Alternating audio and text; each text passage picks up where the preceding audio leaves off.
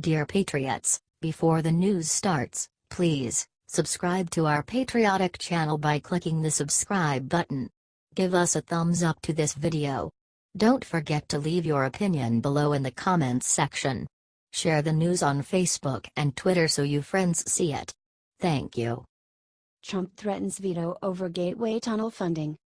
President Donald Trump has threatened to veto a massive omnibus spending package if it includes money for the Gateway Tunnel project in New York City, according to multiple sources. Trump's threat has complicated the outlook for the $1 trillion-plus spending measure, which Speaker Paul Ryan, Republican Wisconsin, and Senate Majority Leader Mitch McConnell, R-N.J, want to pass before government funding runs out on March 23. While it is highly unusual for a Republican president to threaten a veto on a funding bill coming from a GOP-run Congress, and risking a potential government shutdown, Trump is adamant in his opposition to the federal government underwriting the project, the sources said. House Appropriations Committee Chairman Rodney Frelinghuysen, R-N.J, has been leading the effort to insert gateway funding in the omnibus. Frelinghuysen, who is retiring this year, wants to include $900 million or more in the bill. But he faces opposition from some House GOP conservatives, who believe that the price tag is too high. The Gateway program costs an estimated $30 billion, with the long-sought tunnel project tallying $13 billion. Under an agreement worked out by the Obama administration, New York and New Jersey would pay half the cost, with the federal government picking up the rest. Senate Republicans have also not agreed to Frelinghuysen's demands. And the White House has no love for the New Jersey Republican, who voted against the tax cut bill, Trump's major legislative accomplishment. This is all Trump personally, said a GOP source on Capitol Hill. He is not going to go for any gateway funding. Yet a number of House Republicans, including members of the New York and New Jersey delegations, as well as appropriators, strongly back Frelinghuysen's efforts, despite Trump's opposition.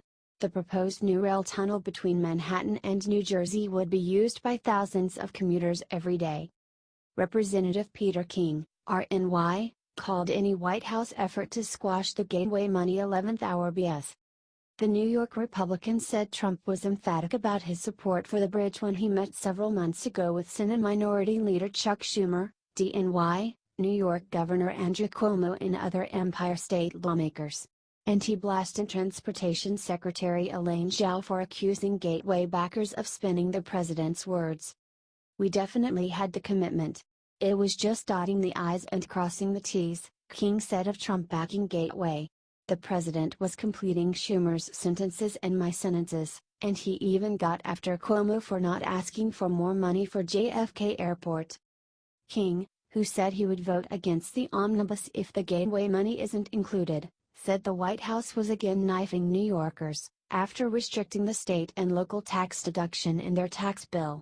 "They screwed us on tax cut and now it's a double slap." A key point of emphasis for Trump is that Gateway is a high priority for Schumer. Trump may be using his opposition to Gateway to leverage funding for his other priorities in the omnibus, including the border wall between the United States and Mexico.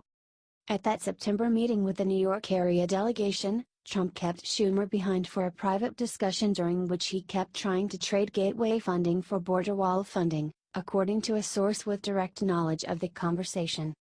Schumer slammed the White House for playing politics with one of the most high-profile infrastructure projects in the country. "This is vitally important to the Northeast Corridor and to the entire U.S. economy," Schumer said in a statement to Politico. "Jobs, income, and growth are all at stake. No one should be playing politics with it." Rachel Bade contributed to this report.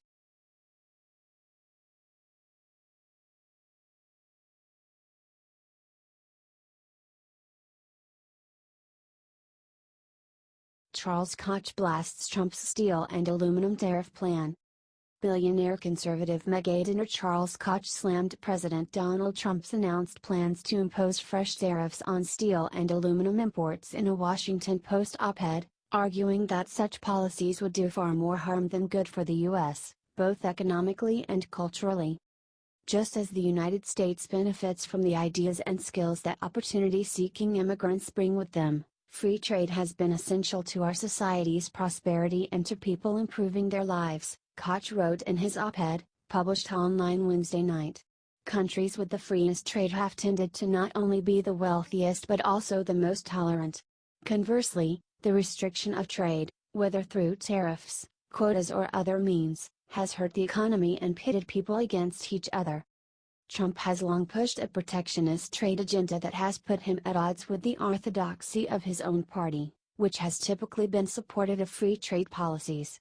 The president, who pulled the U.S. out of the Trans-Pacific Partnership trade deal upon taking office and has threatened to do the same with NAFTA, has argued that the U.S. has long allowed other nations to take advantage of it in international trade and that his policies, including tariffs, will level the playing field. But Koch argued that the president's proposed tariffs, 25% on steel imports and 10% on aluminum, will wind up hurting Americans by raising prices, effectively undoing the economic benefits Koch said have come from the package of tax cuts and reforms that Trump signed into law last year. It will be consumers, Koch said, not companies, who end up bearing the brunt of the president's tariffs. Such trade policies are a severely inefficient means of promoting job creation, he wrote, and would ultimately wind up creating a net loss of jobs even as some corporations benefit financially. Corporate leaders, Koch said, should be urging Trump not to impose his proposed tariffs because if we are to have a system in which businesses can succeed long-term, policies must benefit everyone, not just the few. Without a doubt, those who can least afford it will be harmed the most.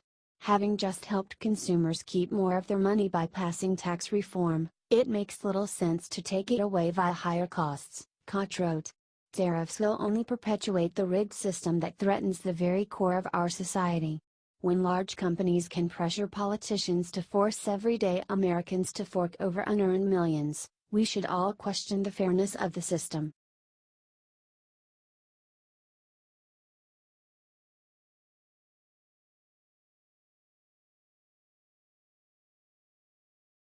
Trump administration looking at Oakland mayor over immigration warning.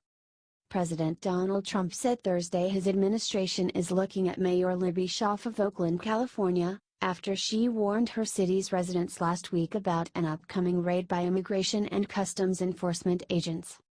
What the mayor of Oakland did the other day was a disgrace, where they had close to 1,000 people ready to be gotten, ready to be taken off the streets, Trump said Thursday during a portion of a White House cabinet meeting that was open to reporters. And the mayor of Oakland went out, and she went out and warned them all, scatter. Trump's criticism included what appeared to be a veiled threat of legal action against the Oakland mayor, whom he blamed for ICE making only around 150 arrests when it had targeted many more undocumented immigrants. The administration has said people with criminal backgrounds were able to escape. Schaaf has said the administration is trying to portray people in the country illegally as criminals. She said, "Get out of here." And she's telling that to criminals. And it's certainly something that we're looking at with respect to her individually, Trump said. What she did is incredible and very dangerous from the standpoint of ICE and Border Patrol. Very dangerous. She really made law enforcement much more dangerous than it had to be. So we're looking at that situation very carefully. A spokesman for Schaaf did not immediately return a request for comment. The mayor said at the time that she felt it was her duty and moral obligation to warn Oakland families about the upcoming ICE sweep.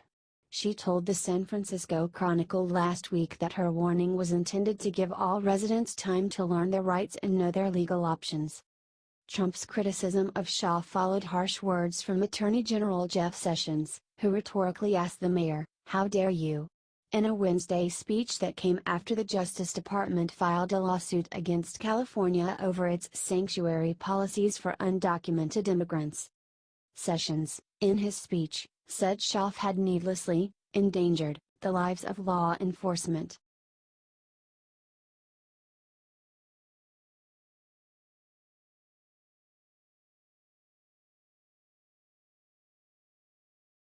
Trump tells steelworker his still living father is looking down with pride.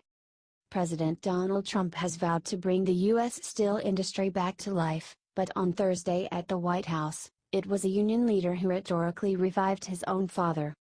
Shortly before signing new tariffs on imports of steel and aluminum, the president turned over the mic to several workers from the industry who were invited to the meeting in the West Wing.